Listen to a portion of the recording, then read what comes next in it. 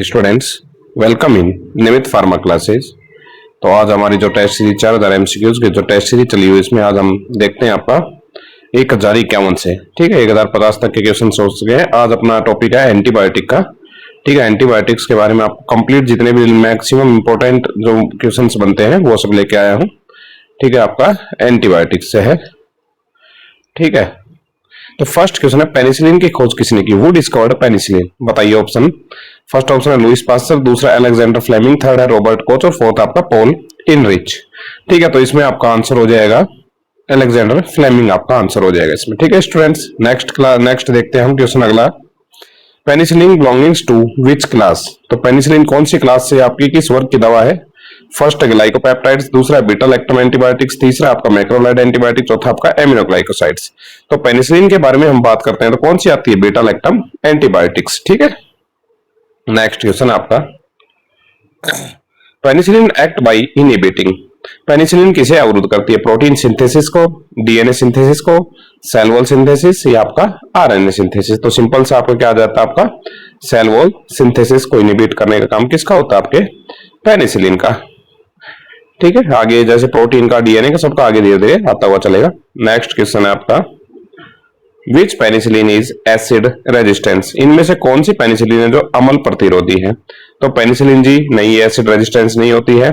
Pro penicillin V, ये penicillin V आपकी acid resistance होती है। बेंजाथिन पेनिसिलिन ये भी एसिड रेजिस्टेंस नहीं, और प्रोगेन पेनिसिलिन भी एसिड रेजिस्टेंस नहीं होती। तो इसका आंसर हो जाएगा आपका पेनिसिलिन वी, आपकी एसिड रेजिस्टेंस पेनिसिलिन होती है। Next question, drug of choice for the syphilis. देखिए स्टूडेंट, सिफिलिस के बारे में कि सिफिलिस की प्रथम दवा कौन सी है? तो सिफिलिस के बारे में एक इंपॉर्टेंट क्वेश्चन बहुत बार बनता है कि सिफिलिस किस से होता है, यानी कि कौन से माइक्रो ऑर्गेनिज्म से होता है। तो ये आप मुझे कमेंट सेक्शन में बताएंगे सिफिलिस कौन से माइक्रो ऑर्गेनिज्म से होता है, ठीक है। तो उसके लिए फर्स्ट ऑप्शन हो जाएगा आपका सिप्रोफ्लोक्सासिन, सेकंड आपका बेंजाथिन पेनिसिलिन जी, थर्ड है एजिथ्रोमाइसिन, फोर्थ आपका सिफिक्सिन। तो जो आपकी सिफिलिस है ये आपकी कौन सी होती है? बेंजाथिन पेनिसिलिन जी की ड्रग ऑफ चॉइस है। बेंजाथिन पेनिसिलिन जी किसमें दी जाती है? आपकी सिफिलिस के ट्रीटमेंट में दी जाती है। नेक्स्ट है, विच पेनिसिलिन इज पेनिसिलिनेज रेजिस्टेंस? कौन सी पेनिसिलिन पेनिसिलिनेज प्रतिरोधी है? एम्पिसिलिन ये आपकी एक्सटेंड स्पेक्ट्रम, ये भी एक्सटेंड स्पेक्ट्रम। क्लोक्सासिलिन ये आपकी किसमें होती है? Penicillinase resistance penicillin. और पेनिसिलिन जी तो आपकी एसिड रेजिस्टेंस ही नहीं है, जैसे ऊपर क्वेश्चन आया था एसिड रेजिस्टेंस ही नहीं है, ठीक है। नेक्स्ट क्वेश्चन की तरफ चलते हैं हम। एमोक्सिसिलिन हैज बेटर, एमोक्सिसिलिन में क्या बेहतर होता है? आईवी एब्जॉर्प्शंस, ओरल एब्जॉर्प्शंस, प्रोटीन बाइंडिंग और आपकी टॉक्सिसिटी, ठीक है। बताइए एमोक्सिसिलिन में क्या बेहतर है? तो एमोक्सिसिलिन की जब भी हम बात करते हैं तो एमोक्सिसिलिन आपकी कौन सी एंटीबायोटिक्स में आती है? पहले मैं बताऊंगा आपको, जो भी आपकी पेनिसिलिन एंटीबायोटिक्स हैं, ठीक है। पेनिसिलिन कैटेगरी की जितनी भी एंटीबायोटिक है उसके बारे में जैसे मैं आपको बताता हूं, जैसे पेनिसिलिन जी आपकी बेसिक पेनिसिलिन हो गई, ठीक है, जो किससे ऑब्टेन हुई थी? Penicillin notatum. और जब कॉमर्शियली रूप से आप इसको ऑब्टेन करते हैं तो कहां से होते हैं? पेनिसिलिन क्रिसोजिनम बोलते हैं, ठीक है, कॉमर्शियली सॉरी स्टूडेंट्स, ठीक है। जब हम कॉमर्शियली रूप से देखते हैं तो पेनिसिलिन क्रिसोजिनम। दूसरी बात मैं आपको बताता हूं, इसको ऑब्टेन्ड मतलब इसकी जो खोज की थी वो अलेक्जेंडर फ्लेमिंग ने की थी। ये क्वेश्चंस बनता है इसके बाद। इसके अलावा इसका क्वेश्चंस बनते हैं आपके कि जो पेनिसिलिन है आपकी, ठीक है, जो भी आपकी पेनिसिलिन है, जो भी पेनिसिलिन है उसमें से तीन तरह के होते हैं आपके, एक broad spectrum, narrow spectrum, extend spectrum. Penicillin resistance penicillin होती है, एसिड रेजिस्टेंस पेनिसिलिन होती है। तो इसमें जो एक्सटेंड में आती है वो आपकी एम्पिसिलिन और अमोक्सिसिलिन आती है, ठीक है। अमोक्सिसिलिन किस में आपकी बेटर एब्जॉर्प्शन रखती है? तो आपकी ओरल एब्जॉर्प्शन में। पेनिसिलिन जी आपको ओरल एब्जॉर्प्शन में नहीं दी जाती क्योंकि वो एसिड रेजिस्टेंस नहीं रखती है। बट जो पेनिसिलिन आपकी अमोक्सिसिलिन जो है ना, अमोक्सिसिलिन भी पेनिसिलिन का ही ब्रॉड स्पेक्ट्रम यानी एमिनो पेनिसिलिन का एग्जाम्पल होता है अमोक्सिसिलिन। आपसे कोई पूछ भी ले कि एमिनो पेनिसिलिन का एग्जांपल बताइए तो अमोक्सिसिलिन, एम्पिसिलिन, अमोक्सिसिलिन और पिवाम्पिसिलिन तीन आती है इसमें, ठीक है स्टूडेंट्स। तो इसमें आपसे क्या बताएंगे आप? Oral absorption. नेक्स्ट की बात करते हैं हम, एमोक्सिसिलिन प्लस कैलोनिक एसिड है ना इज यूज बिकॉज, जो अमोक्साक्लेव जो टैबलेट्स आती है, अमोक्सिक्लेव 625 भी आती है ना, अमोक्सिक्लेव 625 जो आती है उसी की बात कर रहे हैं, ठीक है, ये तो होगी एडल्ट डोज। आप चाइल्ड डोज मुझे कमेंट सेक्शन में बताएंगे, बहुत बार पूछते हैं चाइल्ड डोज में कितना होता है। जैसे इसमें आप 500 आपको अमोक्सिसिलिन होता है, 125 आपके क्लेवनिक एसिड होता है, इसलिए इसको अमोक्सी क्लेव 625 यानी अमोक्सी क्लेव 625 बोला जाता है। तो इसको ही आप मुझे एग्जाम्पल के तौर पर आप मुझे बताएंगे, ठीक है, कि जो चाइल्ड डोज होती है उसमें क्या आता है। तो अमोक्सिक्लेव कहाँ यूज की जाती है? Increase protein synthesis, inhibit beta lactamase. Yes, ये क्या करती है? बीटा लैक्टेमेज को इनिबिट करने का काम करती है, ठीक है, बीटा लैक्टेमेज को इनिबिट करने का काम करती है आपकी। नेक्स्ट अगले क्वेश्चंस की तरफ चलते हैं। Which is the extend spectrum penicillin, मैंने जैसे अभी ऊपर भी बताया था आपको, तो कौन सी इनमें से एक्सटेंड स्पेक्ट्रम पेनिसिलिन है? एम्पिसिलिन, यस एक्सटेंड स्पेक्ट्रम, ये आपकी एक्सटेंड स्पेक्ट्रम नहीं है, ये भी एक्सटेंड स्पेक्ट्रम नहीं है, तो क्या हो जाएगी आपकी एम्पिसिलिन आपकी एक्सटेंड स्पेक्ट्रम पेनिसिलिन का भी एग्जांपल होती है, ठीक है। Next cephalosporins are classified into, cephalosporin को कितनी पीढ़ियों में बांटा गया है? इसमें ऑप्शन है 2, 3, 5, 6। तो आपकी सिफेलोस्पोरिन्स जो है वो कौन सी कैटेगरी, कितने क्लास में आती है? आपकी 5 क्लासेस में उसको बांटा गया है, ठीक है, 5 क्लासेज होती है उसकी। सिफाजोलिन बिलोंगिंग्स टू, सिफाजोलिन किस पीढ़ी की सिफेलोस्पोरिन है? सिफाजोलिन ऑप्शन एक दिया, first generation, second generation, third generation और आपकी फोर्थ जनरेशन, ठीक है। उसमें आपकी जैसे उसमें 5 की जगह 4th कर लीजिएगा, तो सिफेलोस्पोरिन की क्लास होती है, कितनी होती है? 4 क्लास की होती है, ठीक है, 4 कैटेगरी होती है। ओके, तो इसमें हम बात करते हैं अगर कि आपकी जो सिफाजोलिन है वो कितनी कैटेगरी की है, ठीक है।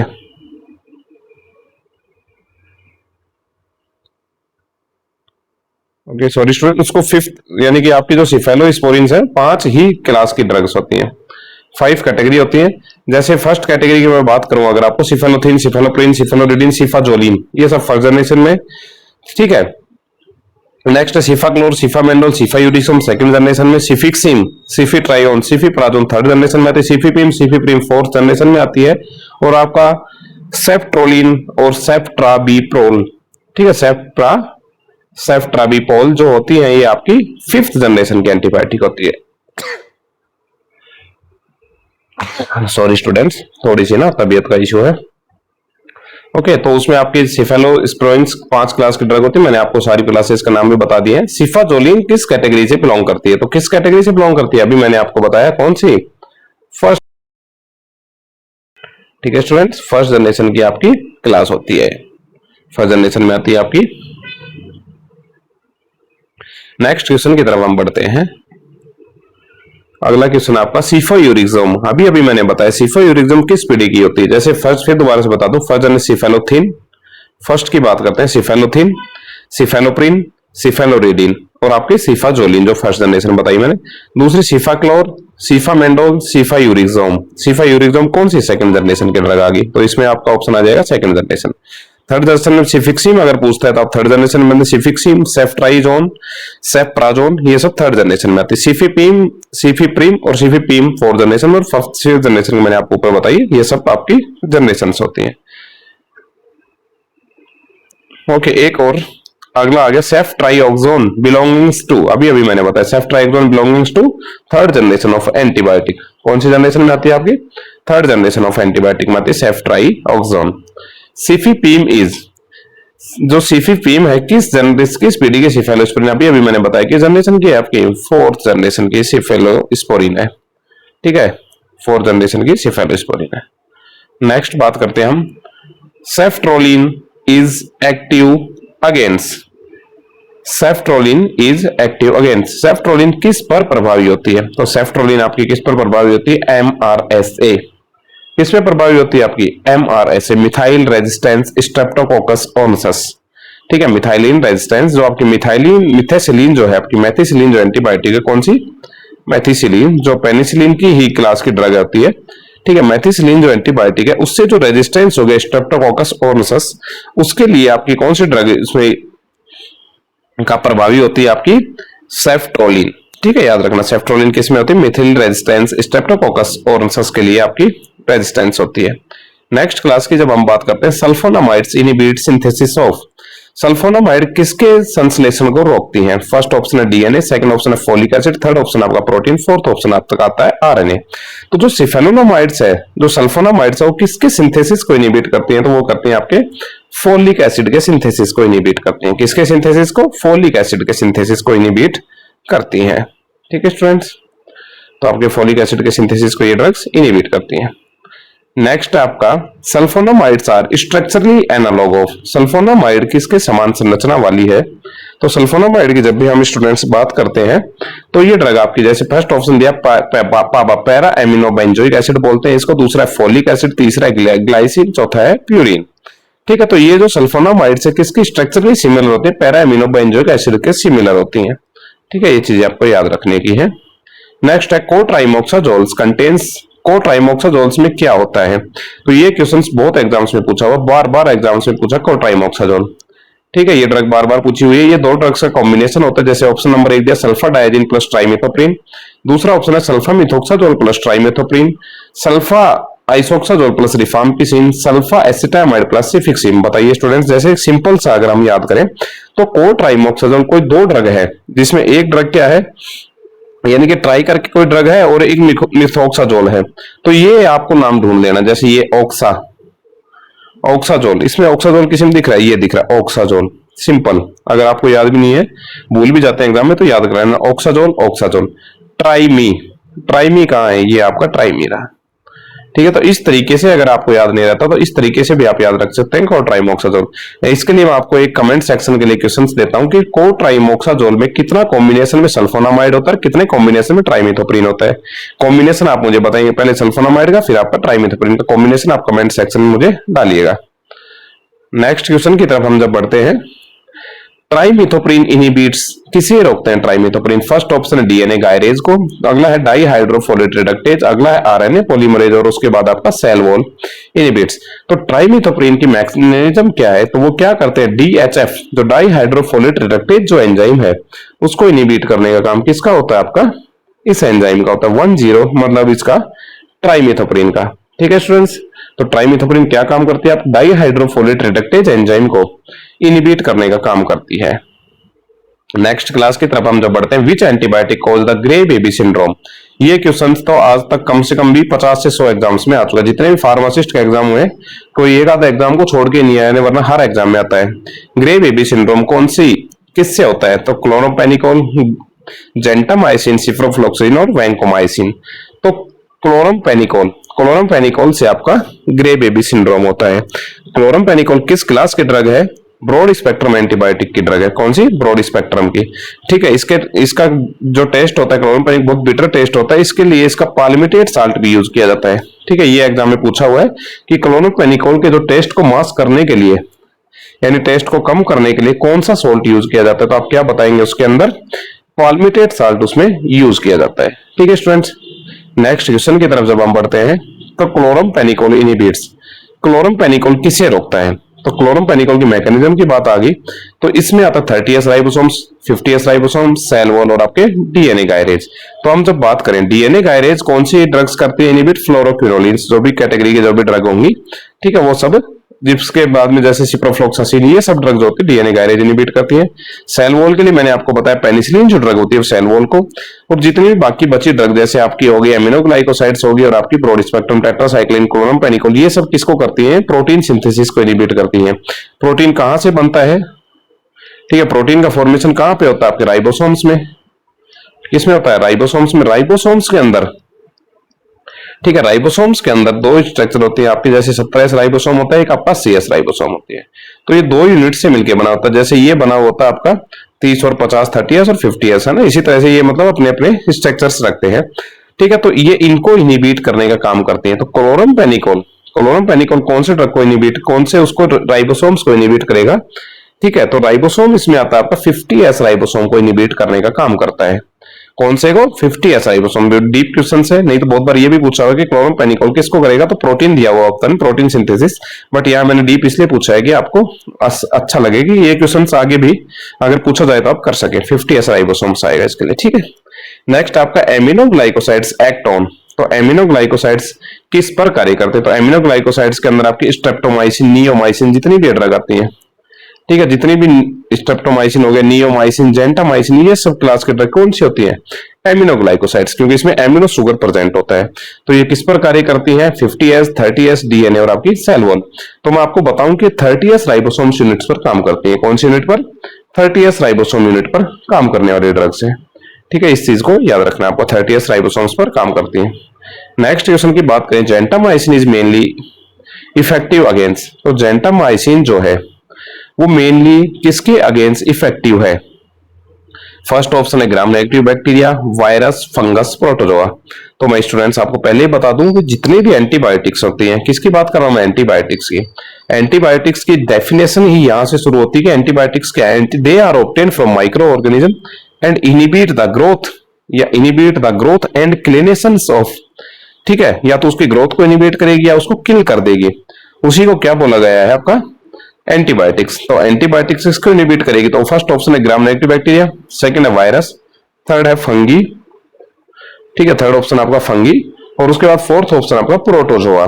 तो इसमें आ जाएगा आपका ग्राम नेगेटिव बैक्टीरियाज को ये क्या करेगी?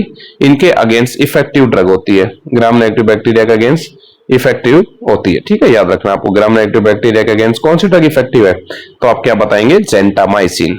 ठीक है, दो तरह के बैक्टीरिया होते हैं, gram positive, gram negative. Next की बात करते हैं हम, major adverse effect of gentamicin. Gentamicin का प्रमुख दुष्प्रभाव क्या है? फर्स्ट ऑप्शन दिया हिपेटोटॉक्सिसिटी, यानी कि आपके लीवर को डैमेज करेगी। लीवर डैमेज है ना, हिपेटोटॉक्सिसिटी का मतलब क्या हो गया? Liver damage. दूसरा ऑटोटॉक्सिसिटी, यानी कि आपके अंदर बहरापन लाएगी। थर्ड हाइपरग्लाइसीमिया, आपकी शुगर बढ़ा देगी। फोर्थ ऑप्शन आपका कॉन्स्टिपेशन। फोर्थ ऑप्शन क्या बता रही है? कॉन्स्टिपेशन। तो हम जब स्टूडेंट्स क्वेश्चंस का आंसर देखते हैं तो आपको थोड़ा ठंडे दिमाग से सोचना है कि जेंटामाइसिन में क्या दुष्प्रभाव हो सकता है। हिपेटोटॉक्सिसिटी मेनली कौन सी? मेनली ड्रग्स करती हैं, बट आपकी जो याद रखने के लिए बात होती है, पीसीएम कम याद रखते हैं, हिपेटोटॉक्सिसिटी शो करती है। ऑटोटॉक्सिसिटी ये आपकी ये ड्रग्स करती हैं। कौन सी? एमिनोग्लाइकोसाइड्स का मेन साइड इफेक्ट क्या होता है? आपके अंदर बहरापन लाएंगी। बहरापन क्यों लेके आती है? क्योंकि ये इलेक्ट्रोलाइट्स का डिसबैलेंस कर देती है। किसका डिसबैलेंस करेगी? इलेक्ट्रोलाइट्स का। जब भी आपको कोई भी एमिनोग्लाइकोसाइड दिखे तो आपको सीधा ऑटोटॉक्सिसिटी कर देना बिना ज्यादा सोचे। अगर किसी ड्रग का स्पेशल अलग से साइड इफेक्ट है वो बात अलग होगी। अगर कॉमनली कोई ड्रग का इसमें जिस तरह से ये पूछा गया, इस तरह से अगर पूछा जाता है तो आपको बिना सोचे समझे ऑटोटॉक्सिसिटी कर देना है, क्योंकि ये इलेक्ट्रोलाइट्स का डिसबैलेंस करती है, जिससे आपके जो कान के अंदर जो फ्लूइड है वो डिसबैलेंस होता है और आपको बहरापन आ जाता है। ठीक है, तो ऑटोटॉक्सिसिटी इसका आंसर हो जाएगा।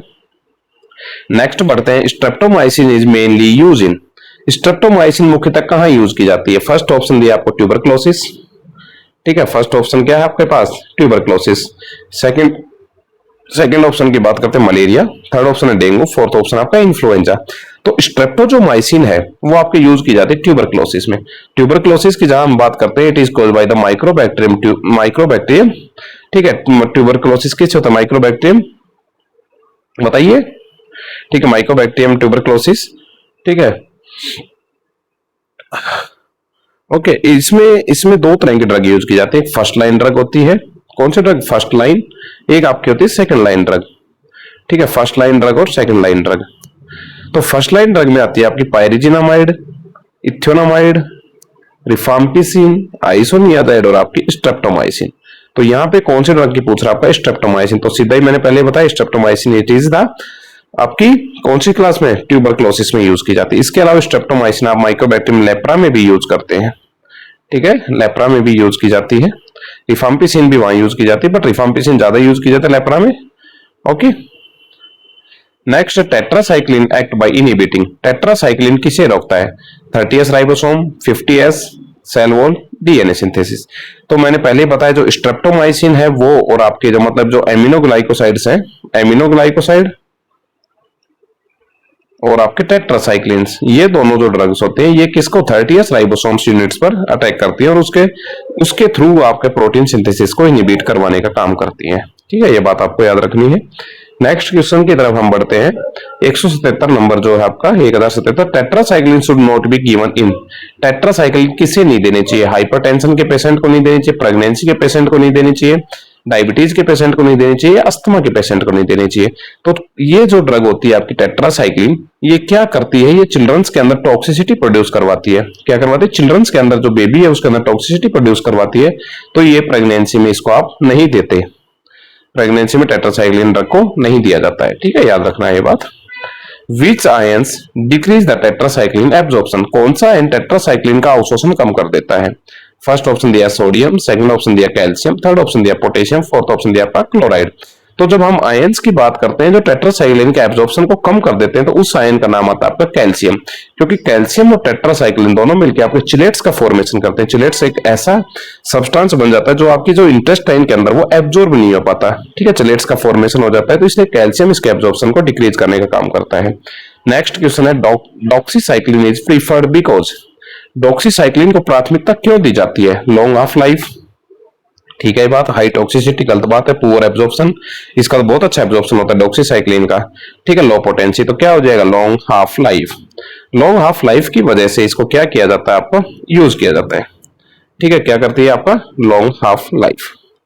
ओके स्टूडेंट्स, बहुत अच्छे क्वेश्चन है, इजी ना समझना इनको, ये इसी तरह के आपको इसी तरह के क्वेश्चंस एग्जाम्स में पूछे जाते हैं, ऐसा हाई फाई क्वेश्चंस नहीं आते, ठीक है, एग्जाम ओरिएंटेड ही क्वेश्चंस बनाए जा रहे हैं। नेक्स्ट क्वेश्चन की जब हम बात करते हैं, मैक्रोलाइड्स इनहिबिट्स, मैक्रोलाइड किसे इनहिबिट करते हैं? तो मैक्रोलाइड्स के एग्जांपल इरिथ्रोमाइसिन, कैलिथ्रोमाइसिन, एजिथ्रोमाइसिन, रॉक्सीथ्रोमाइसिन, ये सब ड्रग्स होती हैं। तो ये किसको इनहिबिट करती हैं? तो इनका काम हमें सिंपल सा याद कर रखना है। तो ये किसको इनहिबिट करती हैं? आपके 50S राइबोसोम सिलेट को, 50S राइबोसोम सिलेट को। जैसे एजिथ्रोमाइसिन की क्लास की जो भी ड्रग होंगी, इरिथ्रोमाइसिन, कैलिथ्रोमाइसिन, एजिथ्रोमाइसिन, रॉक्सीथ्रोमाइसिन, ये सब ड्रग प्लस क्लोरमपेनिकोल, ये सब ड्रग किसको करेंगे? 50S ribosomes. आपकी aminoglycoside plus tetracycline 30S ribosomes unit को इनहिबिट करने का काम करती है। नेक्स्ट क्वेश्चंस में जब हम बढ़ते हैं नेक्स्ट क्वेश्चन की तरफ, तो अगला ये है आपका drug of choice in typical pneumonia. Atypical pneumonia में प्रथम पसंद की दवा क्या है? तो अगर किसी को एटिपिकल न्यूमोनिया हो तो उस पेशेंट्स को कौन सी, फर्स्ट ऑप्शन एजिथ्रोमाइसिन, एम्पिसिलिन, सीफाजोलिन और आपका जेंटामाइसिन। तो इसमें आ जाएगी आपकी एजिथ्रोमाइसिन। एजिथ्रोमाइसिन को आप एटिपिकल न्यूमोनिया की ड्रग ऑफ चॉइस होती है। कौन सी क्लास की ड्रग है? तो मैक्रोलाइड एंटीबायोटिक क्लास की ड्रग होती है आपकी ये सब ड्रग्स। ये भी मैक्रोलाइड आ गया। अगला इरिथ्रोमाइसिन कॉमनली क्यों, इरिथ्रोमाइसिन कॉमनली क्या उत्पन्न करते हैं? तो जीआई अपसेट, ब्लाइंडनेस, नेफ्राइटिस और हाइपोग्लाइसेमिया। हाइपोग्लाइसेमिया का मतलब क्या होता है? आपकी बॉडी के अंदर ग्लूकोज के लेवल को कम कर देना। नेफ्राइटिस का मतलब आपकी जो किडनी है उसके अंदर इन्फ्लामेशन प्रोड्यूस करवा देना। ब्लाइंडनेस का मतलब अंधापन ला देना, किसी पेशेंट में कोई इसको यूज करो अंधापन ला देना। तो फर्स्ट ऑप्शन दिया जीआई अपसेट, यानी कि आपके इंटेस्टाइन के अंदर अपसेट करा देना, यानी कि डायरिया वगैरह करवा देना। तो ये इसका साइड इफेक्ट होता है, जीआई अपसेट करवाना। अगला बात करते हैं फ्लोरोक्विनोलिन्स इनहिबिट्स। मैंने पहले भी ऊपर ही बताया था, जिसने ध्यान से सुना होगा। फ्लोरोक्विनोलिन्स किसे रोकते हैं? DNA gyrase, cell wall, 50S और फोलिक एसिड। फोलिक एसिड में सल्फोनामाइड था।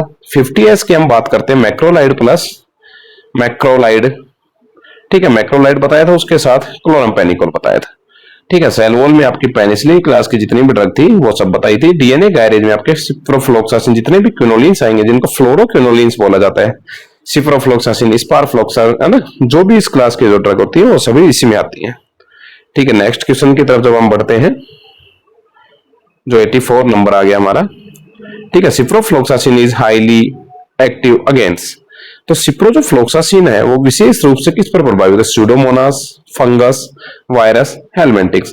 तो स्यूडोमोनास जो सिप्रोफ्लोक्सासिन होती है, जैसे फंगल के लिए, फंगल इन्फेक्शन में आपने जितनी भी कोनाजोल्स आती हैं, कीटोकोनाजोल्स, इट्राकोनाजोल, फ्लूकोनाजोल, स्ट्रेप्टोकोनाजोल, वो ड्रग मेनली यूज की जाती है। वायरल ड्रग्स में आपके जितनी भी नाविर आती है, इंडोनाविर, नेफिनाविर, जितनी भी नाविर ड्रग्स आती है सब किस में यूज की जाती है? वायरस में।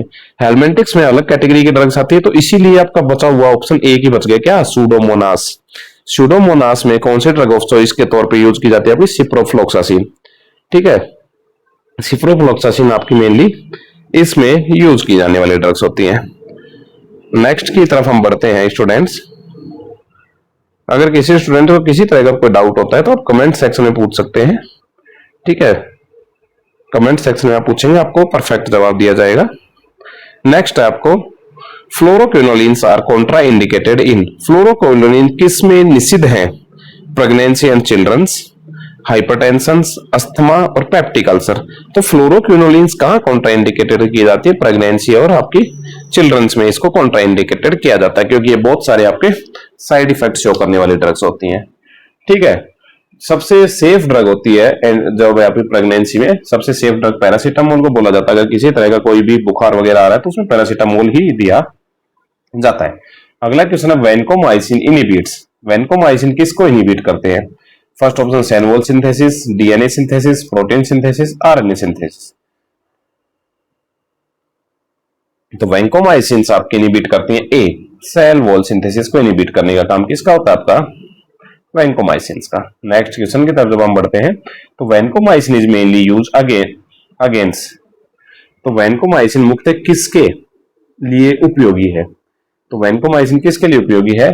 फर्स्ट ऑप्शन है एमआरएसएस, मेथिसिलिन, अभी मैंने ऊपर कौन सा बताया था आपको, ऊपर भी मैंने एक ड्रग बताई थी स्ट्रेप्टोकोकस ऑर्निथिस में बताई थी, ठीक है। ये कहां यूज की जाती है? जो मेथिसिलिन रेजिस्टेंस स्ट्रेप्टोकोकस ऑर्निथिस होता है उसको भी इसमें यूज किया जाता है, ठीक है, उसमें यूज किया जाता है इसको, किसको? वैनकोमाइसिन को। Next, Redmayne syndrome is associated with, जो रेडमैन सिंड्रोम है वो किसके साथ आता है? तो ये किसके साथ आता है? आपके वैनकोमाइसिन के साथ। रेडमैन का मतलब क्या है? उस पेशेंट की या उस जो जिसको भी हम ये दवा दे रहे हैं उसका पूरी बॉडी रेड हो जाती है, एक तरह से एलर्जिक रिएक्शन शो करने लग जाती है बॉडी, ठीक है।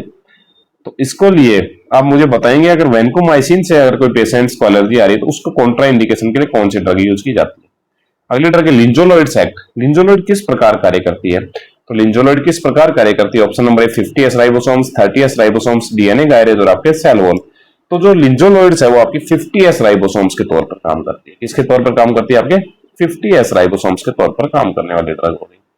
नेक्स्ट क्वेश्चन की बात करते हैं, लिंजोलॉइड इज यूजफुल अगेंस्ट, लिंजोलॉइड किसके विरुद्ध प्रभावी है? तो लिंजोलॉइड का वो कहां यूज कर सकते हैं? एमआरएसए, मिथाइलिन रेजिस्टेंस स्ट्रेप्टोकोकस ऑर्निथिस, दूसरा है वैनकोमाइसिन रेजिस्टेंस, ठीक है, जो भी हो रहा है, उसके बाद वायरस, पैरासाइट्स और फंगस। तो ये आपका यूज किया जाता है एमआरएसए एंड वीआरई में, ठीक है। नेक्स्ट क्वेश्चन की तरफ जब हम बढ़ते हैं तो metronidazole is effective against, metronidazole किस पर प्रभावी होती है? कॉमन ड्रग है मेट्रोनिडाजोल, ठीक है, तो किस पर प्रभावी? एनारोबिक्स, वायरस, फंगस, हेलमेंटिक्स। तो मेट्रोनिडाजोल आपने सुना होगा कहां यूज की जाती है? मेनली जो आपकी गट हेल्थ अगर इश्यू आ रहा है, गट हेल्थ के अंदर कोई प्रॉब्लम आ रही है तो वहां मेट्रोनिडाजोल को यूज किया जाता है। यानी गट के अंदर किस प्रकार के बैक्टीरिया मिलेंगे? वो बैक्टीरिया मिलेंगे जो एरोबिक नहीं हो, मतलब वहां पे हवा नहीं जाती, यानी एन एरोबिक्स के लिए इफेक्टिव होती है, ठीक है। किसके लिए इफेक्टिव होगी? आपकी एन एरोबिक्स बैक्टीरिया के लिए। नेक्स्ट क्वेश्चन की तरफ हम बढ़ते हैं, नाइट्रोफ्यूरेंटोन इज मेनली यूज फॉर, नाइट्रोफ्यूरेंटोन मुख्यतः किस में उपयोग में ली जाती है? तो नाइट्रोफ्यूरेंटोइन ये आपके फर्स्ट ऑप्शन दिया यूटीआई, यूरिनरी ट्रैक्ट इन्फेक्शन, इसका मतलब ये होता है ट्यूबरक्लोसिस, न्यूमोनिया और आपका टाइफाइड। तो नाइट्रोफ्यूरेंटोइन आपकी यूज की जाती है यूरिनरी ट्रैक्ट इन्फेक्शन में यूज की जाने वाली ड्रग है, ठीक है। अगला है रिफाम्पिसिन इनहिबिट्स, रिफाम्पिसिन किसे रोकती है? ऑप्शन नंबर ए दिया है आपके RNA polymerase, option number B दिया DNA gyrase, option number C दिया आपका cell wall, option number D दिया आपके फोलिक एसिड। तो रिफाम्पिसिन पहले आपकी बताऊंगा कौन सी क्लास की ड्रग आ गई है आपकी, ठीक है। ये आपको कहाँ यूज की जाती है? टीबी में यूज की जाती है और माइक्रोबैक्टीरियम लेप्रोसिस में यूज की जाती है, ठीक है। लेप्रोसी में यूज की जाती है, टीबी में यूज की जाती है। मैकेनिज्म ऑफ एक्शन की बात करते हैं, कैसे क्या काम करती है? तो ये क्या करती है? आरएनए पॉलीमरेज को इनहिबिट करके अपनी एक्टिविटी शो करवाने का काम करती है। अगला आइसोनियाजाइड्स इनहिबिट सिंथेसिस ऑफ, आइसोनियाजाइड किसके संश्लेषण को रोकती है? तो आइसोनियाजाइड ये भी कहां यूज की जाती है? टीबी में यूज की जाती है। कहां यूज की जाती है? ट्यूबरक्लोसिस, माइक्रोबैक्टीरियम ट्यूबरक्लोसिस में इसको यूज किया जाता है। Mycolic acid, DNA, RNA, protein, RNA का रिफाम्पिसिन बताया, ठीक है। प्रोटीन्स की तो मैंने बहुत सारे ड्रग्स बता दी। तो ये किसको इनहिबिट करने का काम करती है? आपके माइकोलिक एसिड को इनहिबिट करने का काम कौन करता है? आपका आइसोनियाजाइड, ठीक है, याद रखना है। नेक्स्ट क्वेश्चन है, which antibiotics may cure the tendon rupture, किस एंटीबायोटिक से टेंडन रप्चर हो सकता है? First option ciprofloxacin, cefixime, penicillin, azithromycin.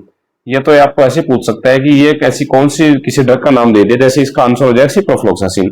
आपसे ये भी पूछा जा सकता है कि सिप्रोफ्लॉक्सासिन का साइड इफेक्ट क्या है, तो आप क्या बता सकते हैं? टेंडन रप्चर का भी ये साइड इफेक्ट शो करती है। नेक्स्ट क्वेश्चन की बात करते हैं हम, which antibiotic cause the teeth discolourations, दांतों का रंग बदलने वाली antibiotic? First option tetracycline, ceftriaxone, penicillin, लिंजोलॉइड।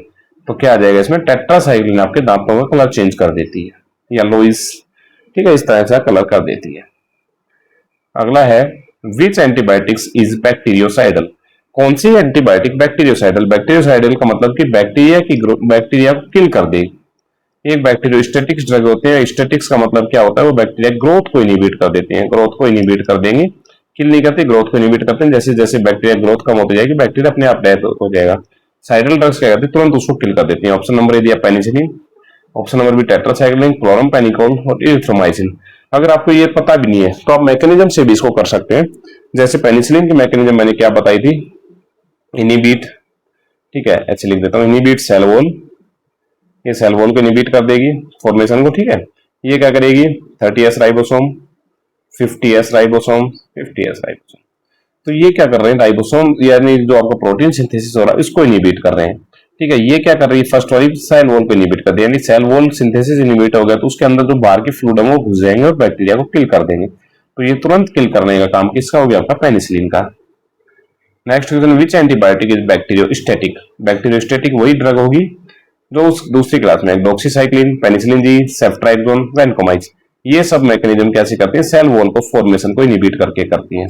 साइडल हो गया तो बचा कौन, आपका स्टैटिक, डॉक्सीसाइक्लिन, ठीक है। सिंपल बहुत तरीके के क्वेश्चंस होते हैं। Next, which antibiotic inhibit the bacterial DNA gyrase. Bacterial DNA gyrase को कौन सा रोकता है, तो फर्स्ट सिप्रोफ्लॉक्सासिन, पेनिसिलिन, वैनकोमाइसिन, सेफ्यूरिक्सोम, ये तीनों ड्रग्स का क्या हो गया, इनिबिट सेल वॉल। बची कौन, सिप्रोफ्लॉक्सासिन इनिबिट डीएनए गायरेज, ठीक है, याद रखना सिंपल सा, इनिबिट डीएनए गायरेज। अगला क्वेश्चन है, which antibiotic inhibit the bacterial cell wall synthesis. Bacteria की सेल वॉल सिंथेसिस को कौन रोकता है, पेनिसिलिन, एजिथ्रोमाइसिन, क्लोरामफेनिकोल और आपके डॉक्सीसाइक्लिन। तो बैक्टीरिया की सेल वॉल को सिंथेसिस को कौन रोकता है, देखिए ये एजिथ्रोमाइसिन मैंने बताई, ये तीनों क्या प्रोटीन सिंथेसिस को इनिबिट करती हैं। तो बैक्टीरिया सेल वॉल के लिए बच गया आपका पेनिसिलिन, ठीक है स्टूडेंट्स। ये आपके 1100 क्वेश्चन हो चुके हैं, बाकी हम नेक्स्ट क्लास में देखते हैं, ठीक है। अच्छे से पढ़ना है, मिलते हैं नेक्स्ट क्लास में, तब तक के लिए सभी साथियों को जय हिंद, जय भारत।